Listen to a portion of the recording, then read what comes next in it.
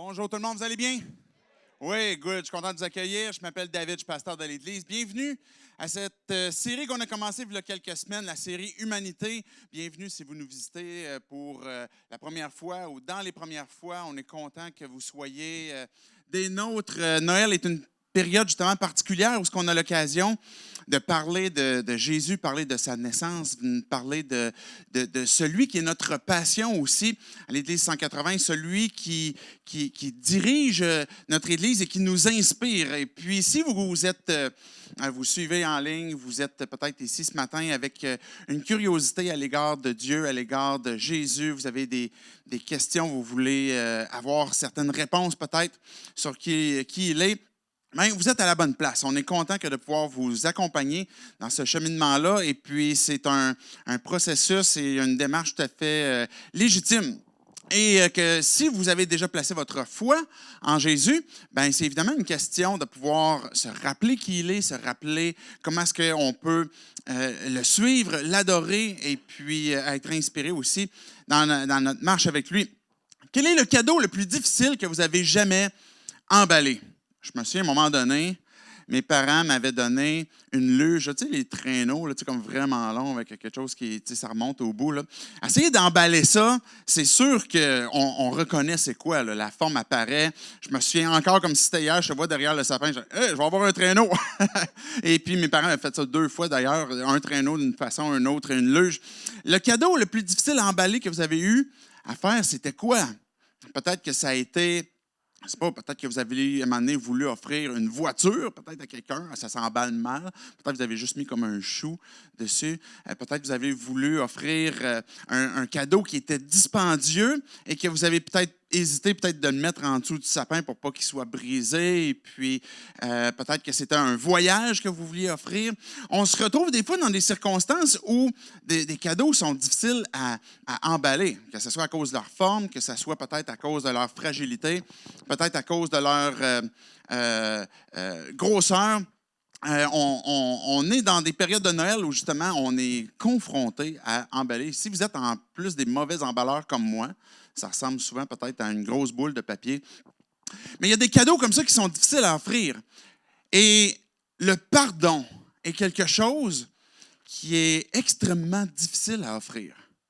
Qui est quelque chose de difficile à demander et quelque chose de difficile à offrir. On parlait au tout début, dans le premier discours qu'on a eu, qu'on aimerait pouvoir offrir des cadeaux qui transforment le monde. On aimerait pouvoir offrir un cadeau à quelqu'un qui va le recevoir, bien évidemment, il va être joyeux, il va être content, puis que ça va avoir un impact dans sa vie.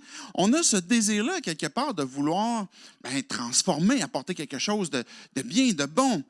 Mais peu importe le cadeau qu'on va offrir, pour lequel on va payer, puis le plus cher qu'on pourrait payer, ça n'aura jamais autant d'impact que ce qu'on est en train de voir à travers cette série, qui sont des preuves d'humanité. Tout simplement offrir un regard ou une écoute, par exemple, à quelqu'un. Et on voyait à travers le premier discours que Dieu nous a offert sa présence, Emmanuel, Dieu avec nous, et qu'il nous inspire à reproduire aussi ce même type de générosité je vais être présent aussi pour quelqu'un.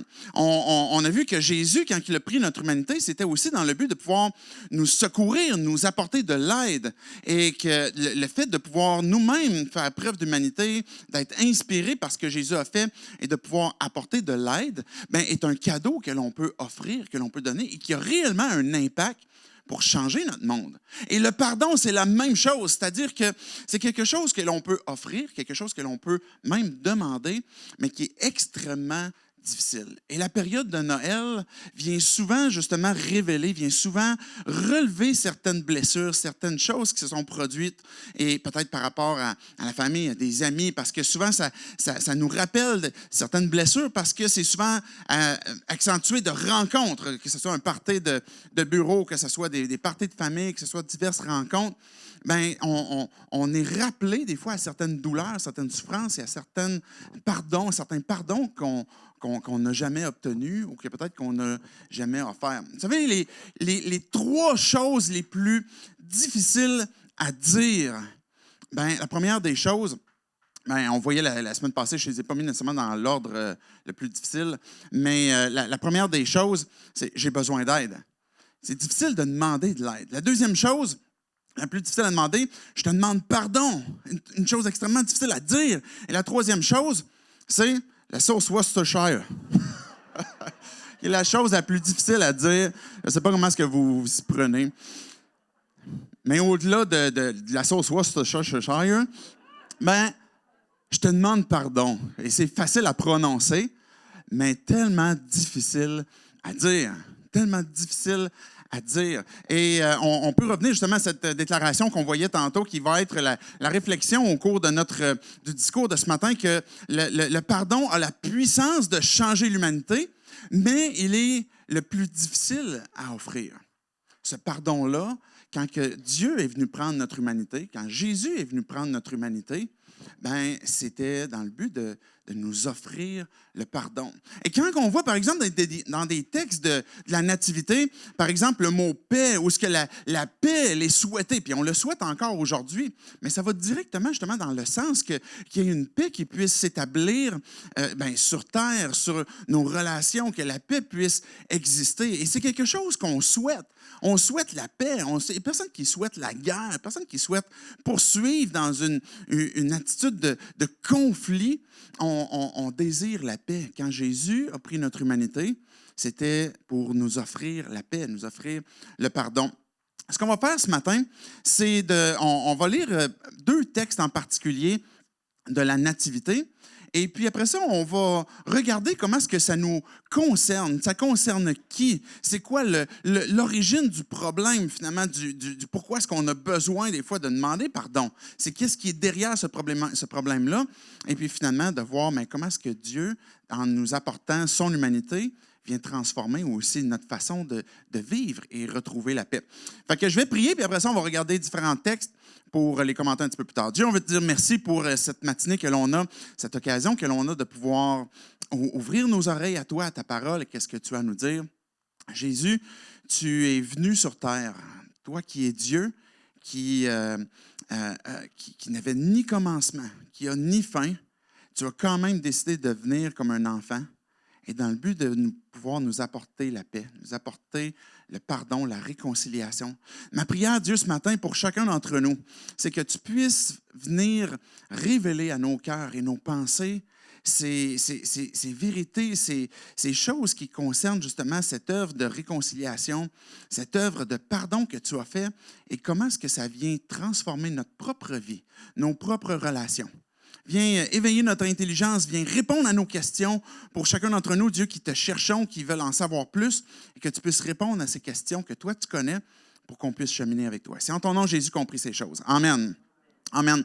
Je vous rappelle un premier verset qu'on a vu et que je veux simplement redonner cette déclaration quand que l'ange est venu annoncer à Joseph. C'est un texte qu'on a vu dans le premier discours. L'ange est venu parler à Joseph pour lui dire « Sépare-toi pas de Marie, ta fiancée, à laquelle tu es engagé pour le mariage, parce que l'enfant qu'elle porte, parce que Joseph, il voulait comme la renvoyer parce qu'il se disait « Je veux pas je veux pas poursuivre avec elle. » Évidemment, il tombe enceinte d'un autre gars et puis je veux pas la bâcher, donc je vais m'arranger pour faire ça en secret. Et l'ange vient parler à Joseph pendant un rêve, vient faire un songe, et il va lui dire, dans Matthieu 1, le verset 21, le texte dit « Elle mettra au monde un fils et tu lui donneras le nom de Jésus, car c'est lui qui sauvera son peuple de ses péchés. » Le nom que l'enfant allait porter était Jésus, un nom qui est commun, un nom qui était commun à l'époque, Yeshua, Josué, Jésus qu'on a en français, mais l'ange prend le temps quand même de rappeler la signification qu'il y a derrière ça, celui qui sauve, celui qui délivre. Et ce n'est pas un hasard, c'est Josué. Si vous connaissez un peu l'histoire de la Bible, Moïse, le successeur de Moïse, quand ils ont sorti d'Égypte, ils ont traversé le désert, ils ont tourné un peu, puis à un moment donné, ils rentrent en terre promise, c'est le successeur de Moïse qui est Josué, Yeshua, celui qui est un peu comme un type de Jésus-Christ qui emmène dans la terre promise. Jésus, l'ange va dire, Jésus, son nom, signifie celui qui va sauver son peuple de ses péchés. Regardez un deuxième texte, et on va revenir tantôt sur certaines expressions qui sont dans ces textes-là, justement de la nativité, de l'histoire de la naissance de Jésus. Luc 2, les versets 8 à 14, Juste qu'est-ce qui se passe juste avant, c'est que il y a un moment où il y avait eu un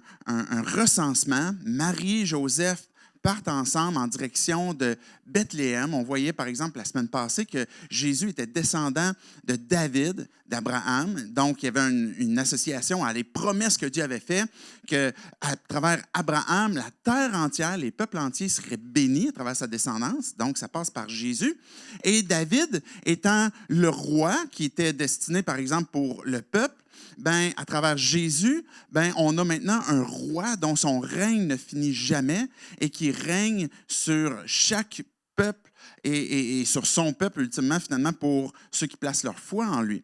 Et là, quand il arrive à Bethléem, Joseph et Marie, ben, ils arrivent dans la ville de David. Si vous connaissez l'histoire, Bethléem était le lieu où David avait grandi. David était un berger à l'origine, et quand Marie et Joseph vont arriver là, ils vont avoir des bergers. C'est encore des jobs qui sont encore en poste à ce moment-là. C'est quelque chose de très commun. Marie va accoucher à Bethléem, va placer son bébé dans une mangeoire.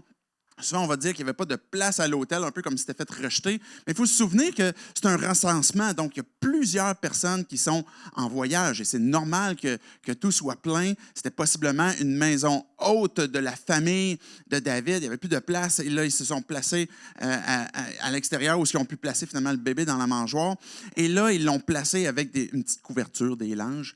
Et là, c'était le setup qui était prévu, sans peut-être que même eux réalisent, mais qui est en train d'accomplir une grande promesse, une longue promesse qui avait été faite. Et à ce moment-là, voici le contexte de ce qu'on s'apprête à lire dans Luc 2, à partir du verset 8. Il y avait dans la même région des bergers qui passaient la nuit dans les champs pour y garder leurs troupeaux. Un ange du Seigneur leur apparut et la gloire de Dieu resplendit autour d'eux. Ils furent saisis d'une grande frayeur, je peux bien imaginer. Mais l'ange leur dit, « N'ayez pas peur, car je vous annonce une bonne nouvelle qui sera une source de grande joie pour tout le peuple. Aujourd'hui, dans la ville de David, il vous est né un sauveur qui est le Messie, c'est-à-dire le Christ, celui qui est oint, celui qui a été choisi. Voici à quel signe vous le reconnaîtrez. Vous trouverez un nouveau-né enveloppé de langes et couché dans une mangeoire. » Et tout à coup, une foule d'anges de l'armée céleste se joignit à l'ange. Ils adressaient des louanges à Dieu et disaient « Gloire à Dieu dans les lieux très hauts et paix sur la terre et bienveillance parmi les hommes. » Voici ce que les anges ont fait. Il y avait une annonce qui a été faite par un ange. Ensuite, une multitude d'anges se joint.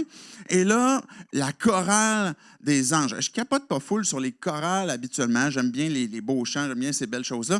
Mais je peux imaginer qu'on serait sûrement grandement impressionné par une chorale d'anges. Ils doivent sûrement mieux chanter que moi. Et ils vont chanter « Paix sur la terre ». Un peu plus tard, quelques jours après, Joseph et Marie vont suivre ce qui était prescrit par la loi envers Jésus, qui était le premier-né. Ils devaient se rendre au temple et puis procéder à certaines traditions liées à la loi qu'ils avaient concernant leur peuple. Et là, ils se rendent à Jérusalem, qui n'était pas trop loin de Bethléem, et il y avait un homme qui s'appelle Siméon. Siméon était un homme qui avait reçu par Dieu, qui était conduit par l'Esprit Saint et qui avait eu cette révélation comme quoi il verrait celui qui apporterait le salut, la délivrance sur le peuple. Regardez Luc 2, verset 27, c'est la dernière section de texte pour les textes de la Nativité qu'on va lire puis que je vais expliquer un peu plus tard. Il, parlant de Siméon, vint au temple poussé par l'Esprit. Et quand les parents amenèrent le petit enfant, Jésus, pour accomplir à son sujet ce que prescrivait la loi, il le prit dans ses bras et bénit Dieu et dit « Maintenant, Seigneur, tu laisses ton serviteur s'en aller en paix. » Le texte précédent, ça disait qu'il était vieux, là. Et tu laisses ton serviteur s'en aller en paix, conformément à ta promesse, car mes yeux ont vu ton salut. Salut que tu as préparé d'avance devant tous les peuples. Et lumière pour éclairer les nations et gloire d'Israël, ton peuple. On va lire un autre texte une autre fois, peut-être la semaine prochaine, concernant aussi un autre personnage qui était dans le temple. Pourquoi est-ce qu'on a besoin d'offrir le pardon? Pourquoi est-ce que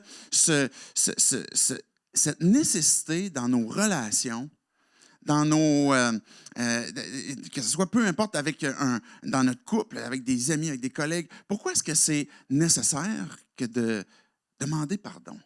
À un moment donné, de dire j'ai mal agi. Est-ce que ça vous est déjà arrivé que d'avoir été trompé par quelqu'un? Quelqu'un peut-être qui vous a menti, peut-être un ami, peut-être un proche, peut-être votre chum ou votre blonde, votre mari ou votre femme, que vous avez été trompé. Quelle souffrance est-ce que ça peut laisser dans nos cœurs quand on a été comme poignardé dans ce qu'on avait de plus précieux? Avec un ami, par exemple, qui a peut-être pas voulu nous dire la vérité, qui nous a caché quelque chose, qui a peut-être cherché à obtenir quelque chose de vous, et puis qu'après ça, vous avez réalisé que vous avez été trompé. Et il y a quelqu'un qui vous a pris quelque chose. Est-ce que ça vous est déjà arrivé que d'avoir été abandonné? Peut-être que vous étiez dans une situation de souffrance. Peut-être que vous étiez dans une épreuve. Peut-être que vous étiez dans la maladie. Il y a peut-être des gens qui ont arrêté de vous côtoyer. Il y a peut-être des gens qui, en période de temps où c'était sombre pour vous, peut-être que c'était ténébreux, peut-être qu'il y avait du découragement et que vous aviez peut-être la tendance à dire des paroles qui sont plus négatives, puis que peut-être qu'il y a des gens qui vous ont abandonné. Peut-être des gens qui se sont tannés de vous. Est-ce que ça vous est déjà arrivé? Que ce soit par un frère, par une sœur, par quelqu'un de l'Église, par un collègue de travail, peut-être par un patron. Est-ce que ça vous est déjà arrivé qu'on parle dans votre dos? Qu'on dise des choses on entend par après, puis ça fait mal. Des paroles qui viennent blesser. Des paroles qui viennent tuer une amitié, qui viennent faire du mal à notre estime, à notre confiance. D'entendre des proches, peut-être encore des collègues de travail, peut-être un chum ou une blonde qui s'est tanné de nous. Peut-être que c'est des gens que vous avez même entendus qui ne savaient pas que vous étiez là. Peut-être que des paroles qui vous ont été rapportées. Est-ce que ça vous est déjà arrivé que d'avoir été exclu, que d'avoir été rejeté, que d'avoir été humilié ou que de ne pas avoir été inclus? Quand on réfléchit à ces circonstances, on peut sentir une souffrance. Sentir une souffrance qu'on a dans nos cœurs, dans nos pensées, dans des relations. Puis souvent, la profondeur de la blessure est liée intimement à la proximité de la personne qui nous a fait le mal. Plus ça fait mal, plus souvent c'est parce qu'on était proche de la personne qui a mal agi. Quand on prend le temps de réfléchir à toute forme de relation possible, on réalise que le bris de relation semble affecter toutes les sphères. On parlait de relations amoureuses, par exemple. Il semble que si vous avez eu ou si vous avez un chum ou une blonde, un mari et une femme, ben, vous savez pertinemment que ce n'est pas toujours facile. Être en couple n'est pas quelque chose qui est toujours facile. Il y a son lot d'épreuves, il y a son lot de difficultés. Et on manque souvent de part et d'autre.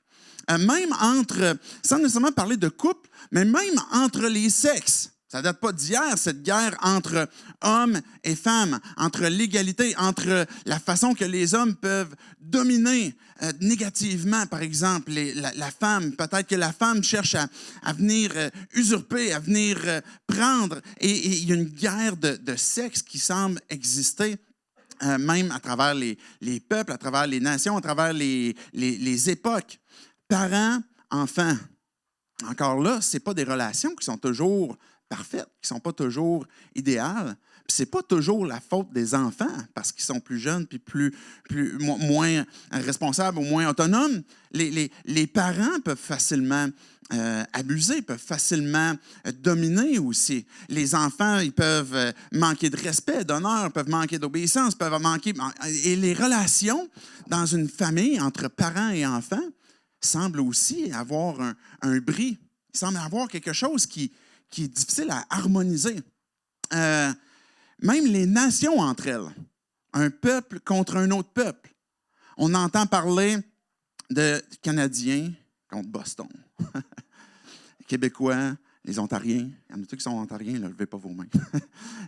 Le conflit entre Juifs et Arabes, un conflit qui peut exister qui peut exister dans par exemple, en Afrique, ou qui peut exister avec, mettons, les Autochtones de dans notre Amérique. Il y a plein de conflits entre les nations. Et il semble y avoir un bris, il semble y avoir une difficulté d'harmonie. Entre les races, on parle de nations, on parle de peuples, mais même entre les races qui partagent un même pays, il semble y avoir, et je dis toujours il semble, mais de toute évidence, il y en a, et du racisme de toutes parts, et qu'il y a un conflit entre les différentes races, entre même l'humanité et la nature. Et c'est quelque chose qui est en vogue ces temps-ci, où on parle constamment de comment est-ce que l'humanité va venir abuser de sa relation avec la nature, avec les diverses ressources que l'on a. Et on est en conflit avec la Terre parce qu'on va abuser d'elle. Et même, ultimement, quand on réfléchit, des fois même avec nous-mêmes, on est en conflit. On est souvent pris avec nos propres pensées, nos propres difficultés. Et dans toutes ces relations qu'on vient d'énumérer, bien évidemment, il y a divers degrés d'offense, il y a divers degrés de sensibilité. Et quand on parle de pardon, bien, il y a des pardons qui, des fois, vont être plus difficiles que d'autres à accorder ou à demander. Si quelqu'un me pile sur le pied, ça se peut que ça m'insulte, ça se peut que vous vous sentez insulté, mais c'est quand même beaucoup plus facile à accorder ce pardon-là que si vous avez été abusé, si vous avez subi une violence verbale, une violence physique, vous avez été abusé sexuellement, vous avez été dans une famille dysfonctionnelle où des parents ont peut-être mal agi à votre égard, peut-être qu'il y a eu des atrocités, peut-être du mensonge, peut-être que vous avez été trompé, comme on parlait tantôt, abandonné. Et dépendamment de la difficulté de l'offense, bien, le pardon est difficile à accorder. Et je mentionne ça, je prends le temps de le mentionner pour qu'on puisse prendre conscience qu'on le sait que ce n'est pas toujours facile, que ça peut être difficile, et même en fait, qu'on a même l'impression que c'est impossible en certaines occasions, que d'accorder le pardon et que de pouvoir être réconcilié avec d'autres, dépendamment de la difficulté de l'offense. Mais quelle est l'origine de ça? Quelle est l'origine, la problématique qu'il y a derrière ça? Pourquoi est-ce que toute relation qu'on pourrait imaginer, on voit que ce bris existe? J'aimerais revenir sur quelques-uns des mots qu'on a lus tantôt dans les textes. Parce que peut-être c'est des mots avec lesquels vous êtes familier, peut-être que vous n'êtes pas familier. Mais si on revient par exemple à Matthieu, qu'est-ce que l'ange avait dit à Joseph dans Matthieu 1, verset 21? Il va dire, mais Marie va mettre au monde un fils et tu lui donneras le nom de Jésus. Et c'est lui qui sauvera son peuple de ses péchés. L'ange va parler de péché, que j'ai mal agi, j'ai mal fait, j'ai manqué la cible, j'ai manqué la bonne chose que je devais faire et j'ai été orgueilleux, j'ai été offensant. Et péché est quelque chose qui est peut-être un terme très religieux, mais c'est la même chose dans nos relations. Quand je mens à quelqu'un, si je trompe quelqu'un, si je suis hypocrite, si je suis raciste, peu importe, mais je suis en train de pécher.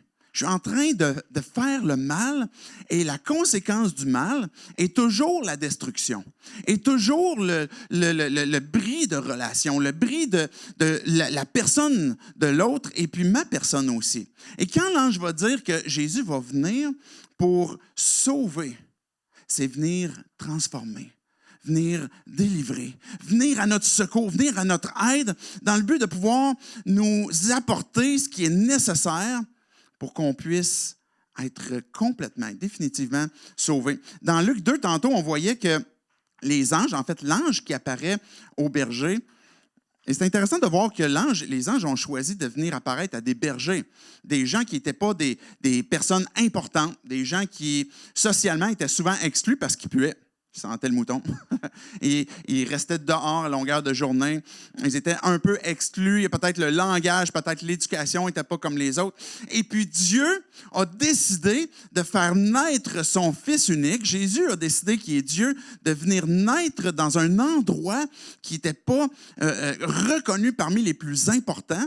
Et puis a envoyé une chorale d'anges à des bergers, à des gens qui vivaient en campagne, qui ne sentaient pas bon, qui n'étaient pas bien éduqués, qui étaient en train de s'occuper de leurs moutons.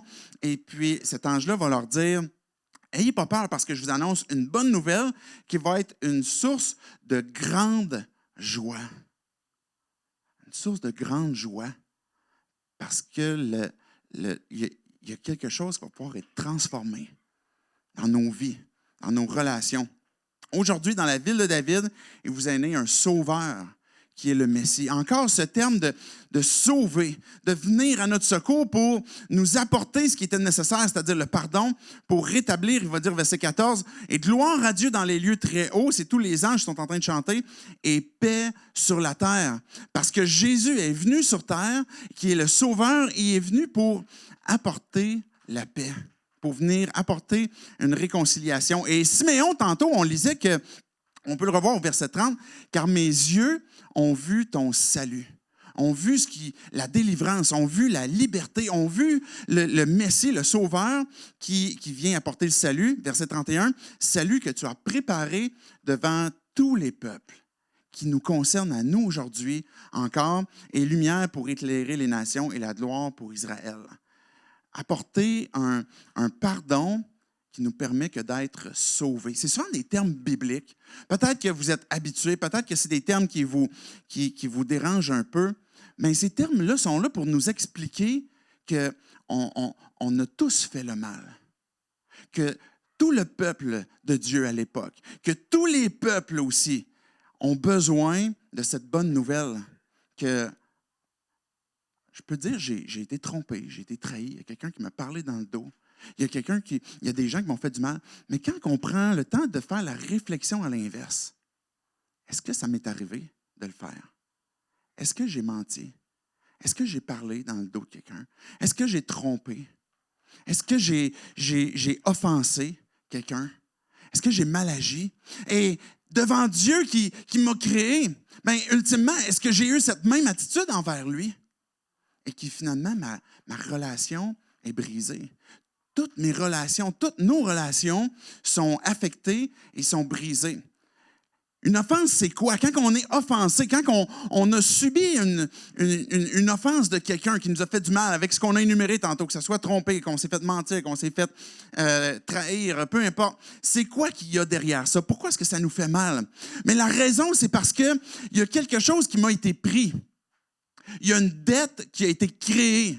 Il y a quelque chose qui vient de m'être pris, que si quelqu'un, par exemple, a utilisé des mots qui me rabaissent, qui me font du mal, mais cette personne-là est en train de prendre de ma valeur, est en train de me rabaisser. Elle est en train de me dire, t'es un mot qui n'a rien, tu ne vaux pas plus que ça.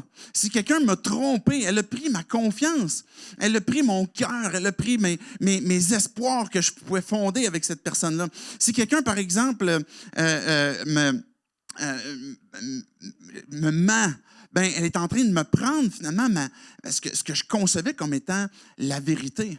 Donc, une offense, c'est quelque chose qui est une dette.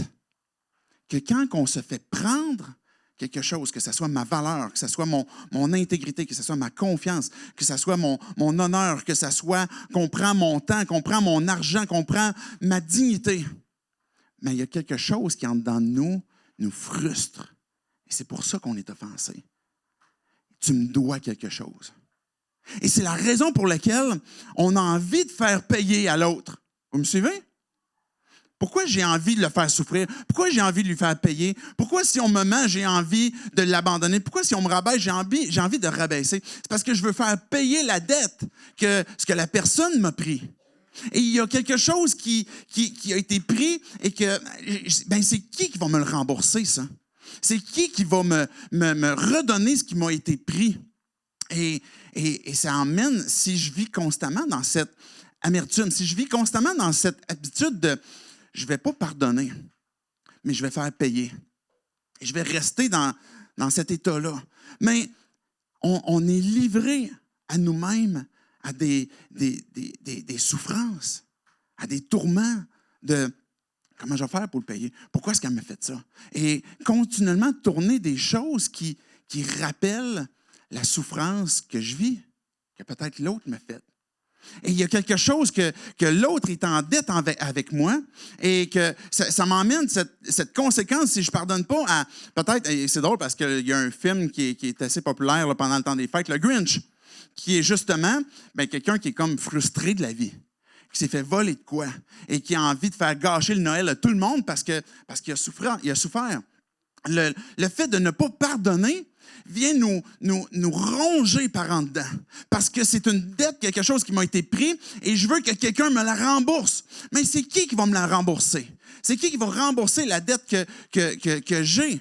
Et si on tourne la réflexion à l'inverse, ce que moi j'ai pris, ou ma propre dette que j'ai ultimement envers Dieu. Pas ce que Dieu m'a pris, mais ce que moi, j'ai abandonné de Dieu, ce que moi, je me suis rebellé contre Dieu. Et cette dette qui m'emmène à vivre la conséquence, finalement, de mon péché. Quand on regarde la Bible et qu'on parle de ce terme, par exemple, d'être sauvé, c'est qu'on revient à la toute première page de la Bible, dans les toutes premières pages où l'humanité a décidé de faire de sa propre vie son Dieu. Dire, Dieu, on ne veut rien savoir de toi. On a tous eu cette pensée-là. On a tous ce comportement-là. On a tous ce péché envers Dieu de « je ne veux rien savoir de toi, Dieu ». Et il y a quelque chose qui s'est brisé à ce moment-là, qui est d'abord et avant tout la propre relation que nous, on a envers Dieu. Et regardez Éphésiens 4, j'ai apporté quelques versets rapidement pour qu'on puisse voir aussi une des conséquences qu'il y a quand on décide de ne pas pécher. Verset 26 dans Éphésiens 4 va dire « Si vous vous mettez en colère, ne péchez pas, que le soleil ne se couche pas sur votre colère et ne laissez aucune place au diable. » Quand on est en train de retenir un pardon, on est en train de retenir une relation qui est brisée, un péché que j'ai fait, une relation que je ne veux pas restaurer. Je suis en train de faire place à l'ennemi. Il y a ce combat spirituel qui existe et que l'adversaire, quand je suis en train de ne pas vouloir pardonner, mais non seulement je suis en train de me rendre moi-même amer, mais je suis en train de me rendre vulnérable au diable, à l'adversaire. Et il va poursuivre, par exemple, au verset 30, « N'attristez pas le Saint-Esprit de Dieu, par lequel vous avez été marqués d'une empreinte pour le jour de la libération. Que toute amertume, toute fureur, toute colère, tout éclat de voix, toute calomnie, toute forme de méchanceté disparaissent du milieu de vous. Soyez bons et pleins de compassion les uns envers les autres et pardonnez-vous réciproquement comme Dieu nous a pardonnés en Christ. » Si Dieu a pris notre humanité, c'était de pouvoir venir nous offrir le pardon et de pouvoir venir sauver, de pouvoir venir libérer et de pouvoir venir nous pardonner de nos péchés, du mal que l'on a fait nous-mêmes avec lui, mais aussi que même ça soit une inspiration pour nous de « voici pourquoi je vais accorder le pardon, parce que j'ai été pardonné ». La définition du mot « pardon », c'est de relâcher, de délier, littéralement. Je suis en train d'abandonner la dette que l'autre me doit. Et ça, c'est difficile. Parce que notre question, c'est « oh, mais c'est qui va me rembourser? C'est qui? Cette valeur qui m'a été prise, cette estime qui a été brisée en moi. Mon intégrité, la confiance que j'avais, c'est qui va me rembourser? » Et quand on pardonne et qu'on laisse aller, on est en train de poser un geste d'obéissance, mais un geste de foi que Dieu, je te fais confiance.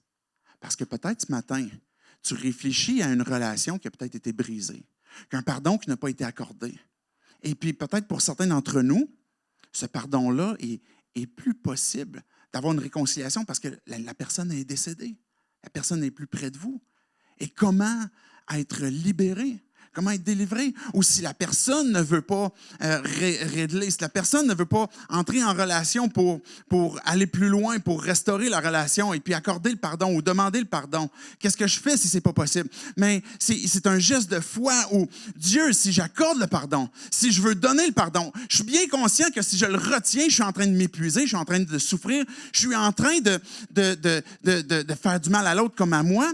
Mais si je laisse aller, si je pardonne, ben c'est parce que j'ai confiance. J'ai confiance que toi, tu vas agir. Et voici ce que c'est le pardon. Et c'est ce que Dieu avait besoin de faire avec nous. De ne pas juste oublier. Peut-être que tu pourrais dire, mais pourquoi est-ce que Dieu n'a pas juste décidé d'oublier le mal qu'on a fait, puis le péché, puis comme amnistie pour tout le monde? Parce qu'il faut que la dette soit remboursée. Vous me suivez? C'est la raison pour laquelle Jésus, Dieu, est venu sur terre pour venir payer ce qui était nécessaire.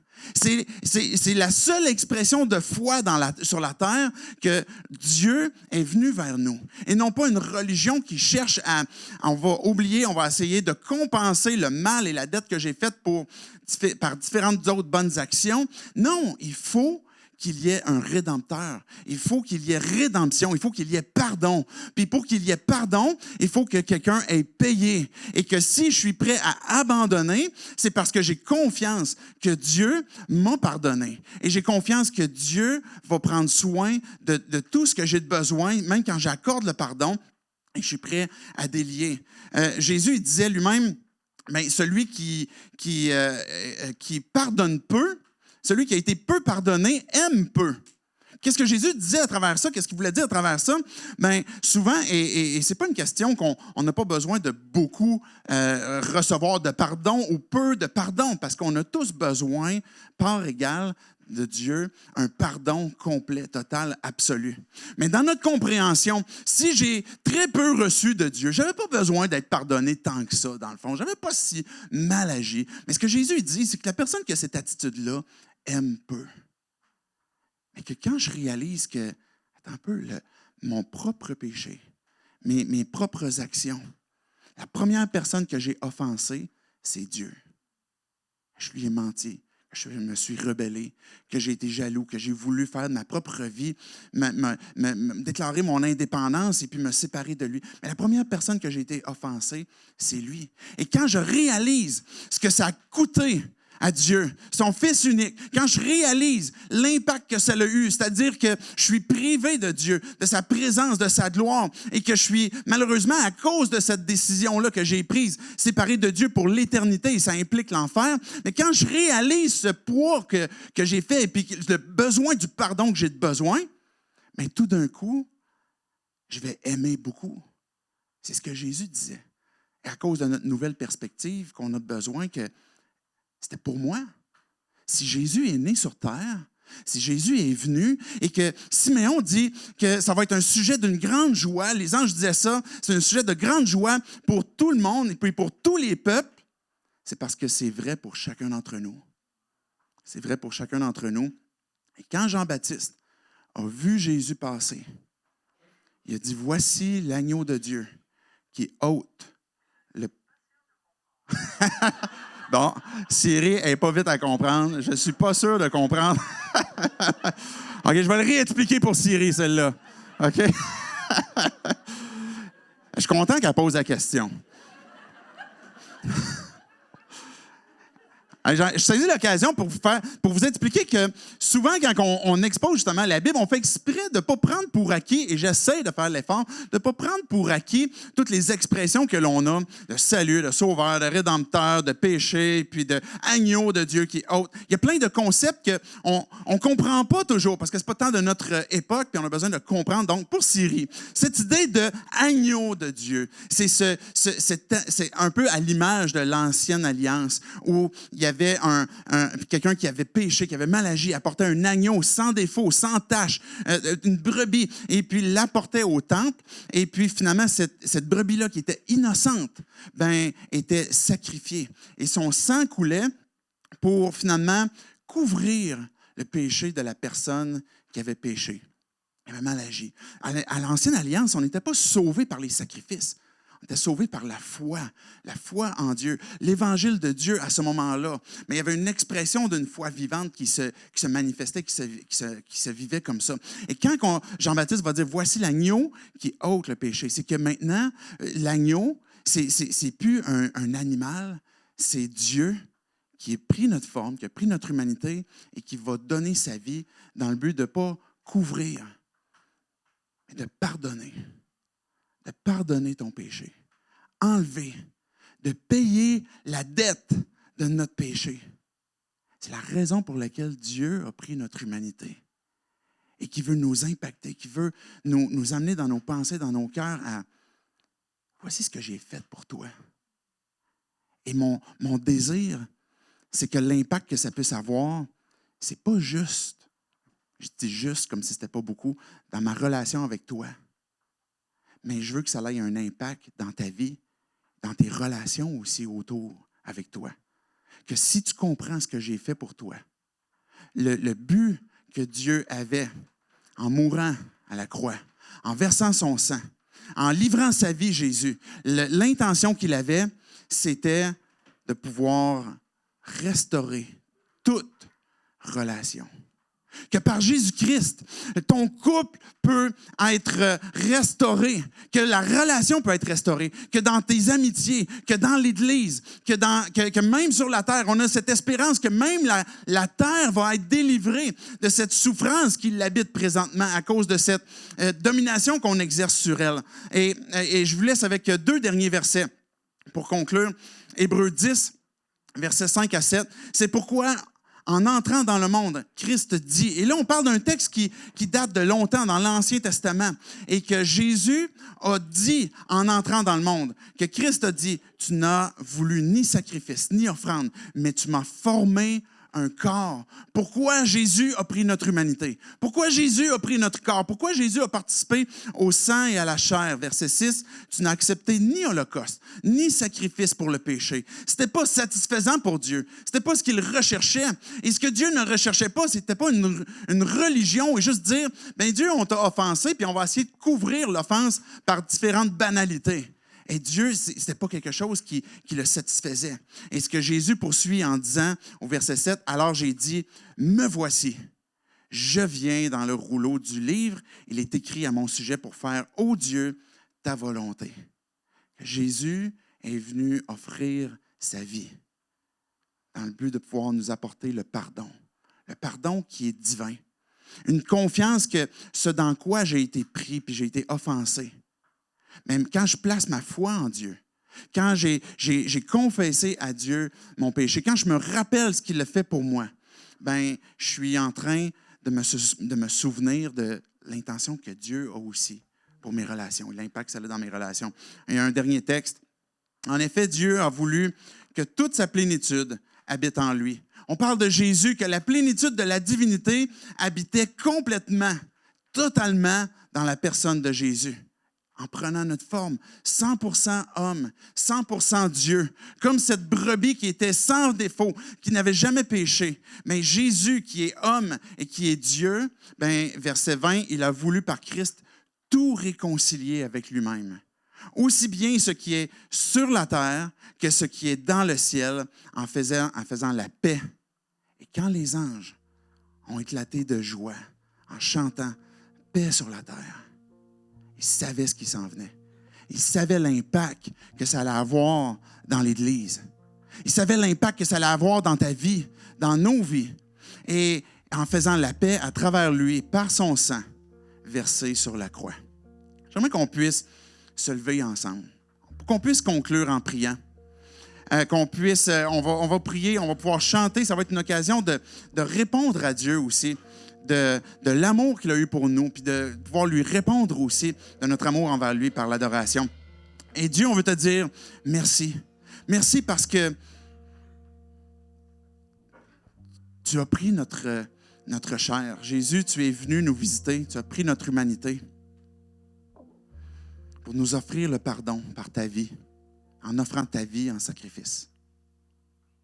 Jésus, c'était pour moi. C'était pour chacun de nous. Et Dieu, ce matin, cette foi que que l'on veut te porter. On veut que ça nous permette de pouvoir goûter cette œuvre dans nos vies. De ta grâce, de ce cadeau si merveilleux que tu nous as offert, que tu as payé si cher pour nous offrir le pardon de nos péchés. Dieu, on veut placer notre foi en toi. Si Dieu, on est ici ce matin, on entend ce discours, puis qu'on n'a jamais pris cette décision claire avec toi, que Jésus, tu deviens mon sauveur. Je veux que tu sois mon Seigneur. Mais qu'on la prend ce matin, maintenant, qu'on puisse s'engager à dire, Dieu, c'est en toi qu'on place notre foi. On te demande pardon pour ce mal qu'on a fait. Prends nos vies, fais de nous tes enfants. Et transforme nos vies. Et je te prie, Dieu, pour chacun d'entre nous, pour ton Église, pour qu'on puisse vivre cette vérité. Qu'on puisse être cette Église qui a la foi, être chacun de tes enfants, Dieu, qui vont vivre la foi qu'on est prêt à accorder le pardon parce qu'on te fait confiance. Parce que notre foi est placée en toi à cause de ce que toi, tu as fait. Reçois toute gloire, toute adoration. Et que par ton nom, Seigneur Jésus, que tu puisses venir restaurer nos vies, restaurer nos relations, restaurer nos couples, restaurer nos amitiés, restaurer nos vies, restaurer nos cœurs, notre identité, notre valeur en toi. Qu'on puisse goûter qui tu es, se rappeler, Dieu, ce que tu as vécu pour nous, pour qu'on puisse être délivrés, libérés. En ton nom, Jésus, qu'on prie ces choses. Amen. Amen.